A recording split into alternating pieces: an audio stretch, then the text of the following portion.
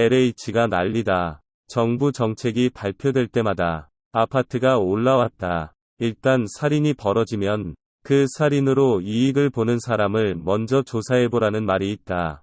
부동산 정책이 발표될 때마다, 부동산이 폭등할 때마다 누가 과연 어떤 이득을 보는지 일단 살펴보면 부동산 정책의 진짜 목표가 뭔지 알 수 있을 거다. 첫째, 재벌 건설사. 다들 알겠지만 건설만큼 큰 돈을 비교적 쉽고 빠르게 벌 수 있는 방법은 없다. 작으면 수백억, 많으면 수조 원까지 리스크 없이 가장 빨리 큰 마진을 먹을 수 있는 사업이 건설업이고, 거의 모든 재벌사 및 중견기업은 건설업으로 성장했다고 해도 과언이 아니다.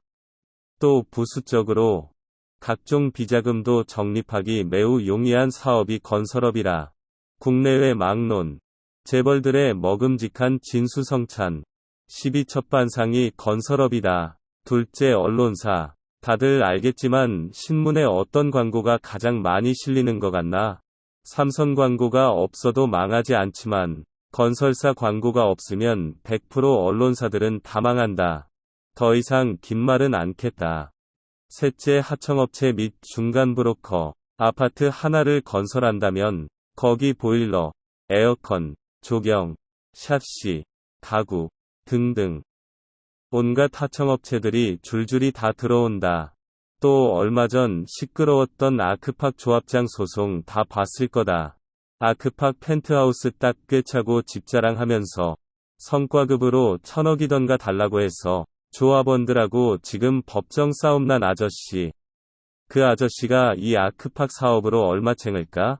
수백억인지 1000억인지 200억 달라는 펜트하우스를 두세 채 챙겼는지 아무도 모른다. 이처럼 재건축 하나 하게 되면 건설사, 하도급, 관련 업체들뿐 아니라 조합장, 조합임원 등등 중간 짭짤하게 뜯어먹고 팔짝 고치는 객체들이 엄청나게 많다.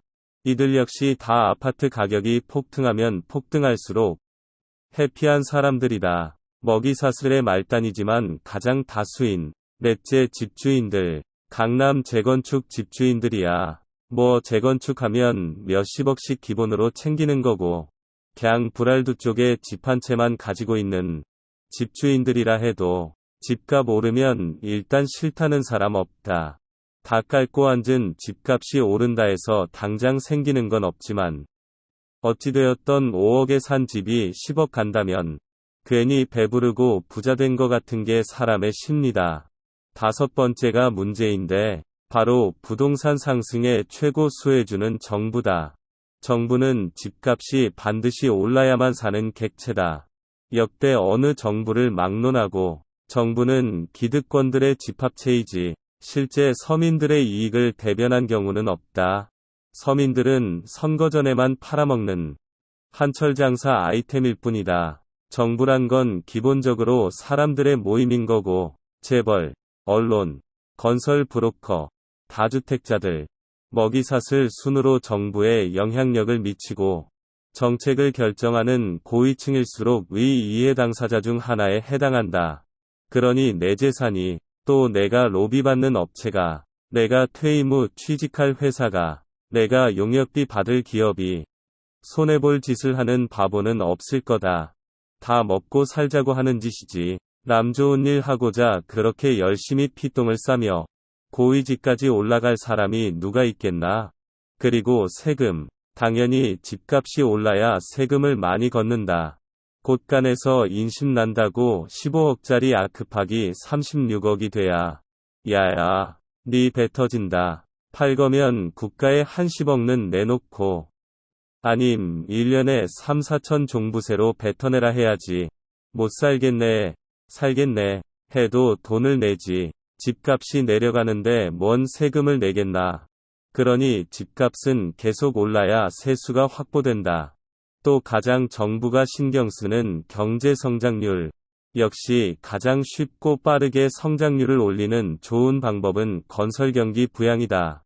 집값이 쭉쭉 하늘 높은 줄 모르고 올라가야 건설 경기가 부양돼서 여기저기 뚝딱뚝딱 짓기 시작하고 그래야 고용이 늘고 타 산업들도 견인한다. 성장의 질적인 문제는 둘째치고 건설 경기만큼 쉽게 경제 성장률을 올려줄 수 있는 뽕은 없다. 의와 같이 집값이 올라야 이익을 보는 사람들, 객체들은 엄청나게 많다. 결코 소수가 아니다. 그럼 집값 올라서 손해보는 사람들은 누굴까? 무주택 서민들이라 하는데 정부가 이 계층을 실망시키면 과연 정권을 빼앗길까? 과연 그럴까? 일단 부동산 상승의 희생자들 서민이들은 기득권 같은 경제적 영향력도 없고 언론들도 이들의 목소리를 대변하지 않고 정부 역시 이들의 입장을 정책에 적극 고려해서 이문이 남을 게 없다. 한마디로 힘없는 소리 없는 아우성이다. 표를 뺏기지 않냐고? 글쎄 부동산 가격을 내려야 정권 유지가 가능할까? 쉽게 생각해보면 노무현 정부 때 엄청난 부동산 폭등이 있었다.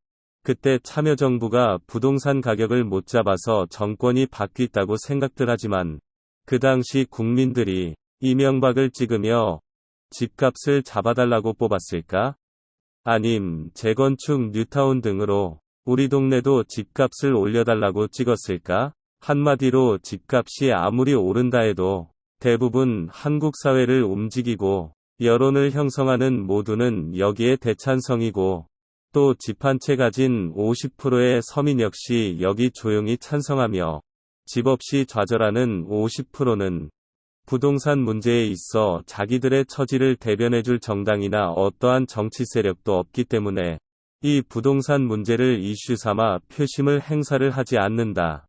정리하면 지금까지, 그리고 지금도, 향후 앞으로도 어떤 정부도 집값을 안정화시키고 하락시키고자 하는 정부는 나올 리가 없다. 정부가 부동산을 잡겠다는 이야기는 오빠 나 처음이야처럼 항상 듣지만 그보다 더 신뢰할 수 없는 이야기일 뿐이다. 이번 LH도 어떻게 하는지 잘 봐라. 이미 투기판이 된 신도시를 취소할지 아님 차질 없이 끝까지 추진해서 토지보상금 타먹고 땅값 올리고 할지